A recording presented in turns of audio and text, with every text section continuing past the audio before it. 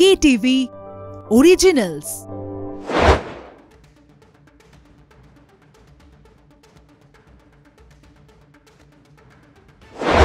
Stadium বুলেটিনে সবাইকে স্বাগত। জয়জিৎ রয়েছে আপনাদের সঙ্গে। আর আজকের স্টেডিয়াম বুলেটিন শুরু করছি যে ভারত আফগানিস্তান টি-20 সিরিজ আমরা জানি 11 জানুয়ারি থেকে শুরু হবে। সেই টি-20 সিরিজটা কিন্তু আগামীতে যে টি-20 ওয়ার্ল্ড কাপ রয়েছে জুন মাসে, সেটার ড্রেস রিহার্সাল। সেই সিরিজে কি কামব্যাক করতে চলেছেন দুই হেভিওয়েট।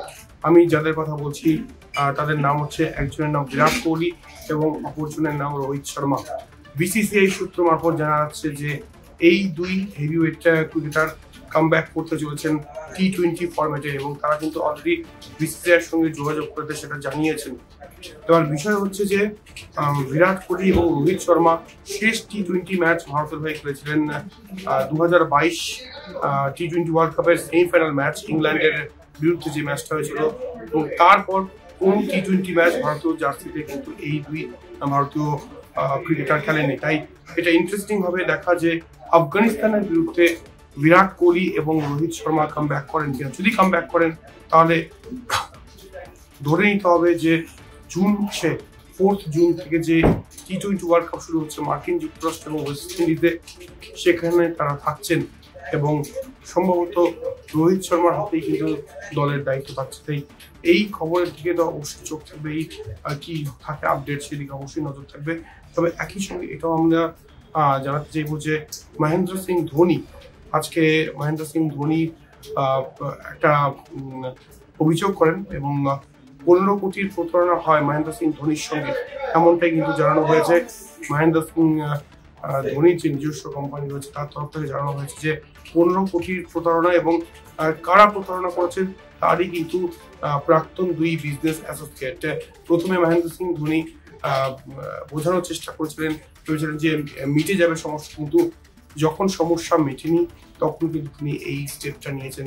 এই দিকেও আমাদের নজর থাকবে। এরপরে আসি বাংলার খেলায়। বাংলা আজকে রঞ্জি ট্রফি অভিযান শুরু করেছে অন্ধ্রপ্রদেশের বিরুদ্ধে।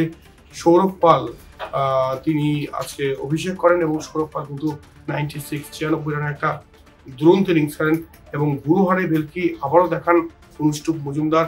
দুরন্ত 100 রান অনুষ্টুপের ব্যাট থেকে বাংলার স্কোর 289, 4 উইকেটের বিনিময় এবং ভালো পারফর্ম করবে এইটুকু আশা করা যায়। শেষ পর্বে চলে এসেছি দিস ডে দ্যাট ইয়ারে এবং দিস ডে দ্যাট ইয়ারে আজকে ভীষণ স্পেশাল একজনের জন্মদিন। তার নাম মনসুর আলী খান পাতৌদি। 1941 সালের আজকের দিনেই তিনি জন্মেছিলেন। তবে তার জন্মদিন নিয়ে বিতর্ক রয়েছে। বিতর্কটা এটাই যে তিনি দুবার তার জন্মদিন পালন করেছিলেন জীবনে।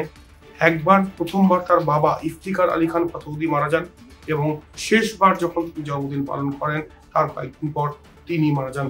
তাই এটা পরিষ্কার যে মানে তার জন্মদিন পালন না করাটাই কিন্তু একটা রীতি ছিল, কিন্তু 2010-11 সালে কিন্তু সেটা সেই নিয়মটা মানা হয়নি এবং যার ফলে আমরা দেখি যে 2011 সালে লাং ইনফেকশনে মনসুর আলী খান পাতৌদি মারা গেছেন। যদিও এটা মানে মনে করা হয় যে একটা কুসংস্কার, কিন্তু কিছু না কিছু তো রয়েছে এর মধ্যে। তবে সেই মহান ক্রিকেটার কাজকে আমাদের তরফ থেকে সেলুট, আমাদের তরফ থেকে শ্রদ্ধা। তিনি 46টি টেস্ট খেলেছিলেন এবং তার মধ্যে 40টি টেস্টে ক্যাপ্টেন্সি করেছেন। সব থেকে উল্লেখযোগ্য যেটা 1961-62 যে সময় নরি কন্ট্রাক্টরের মাথা ভেঙে গিয়েছিল বলা যেতে পারে চার্লস গ্রিফিথের বলে, সেই সময় 21 বছর বয়সী মনসুর আলী খান পাতৌদিকে নেতৃত্ব দেওয়া হয় এবং তিনি কিন্তু সেটা দারুণভাবে পালন করেন এবং বিদেশে নিউজিল্যান্ডের মাটিতে ভারতের সিরিজ জয় মনসুর আলী খান পাতৌদির হাত ধরে এসছে।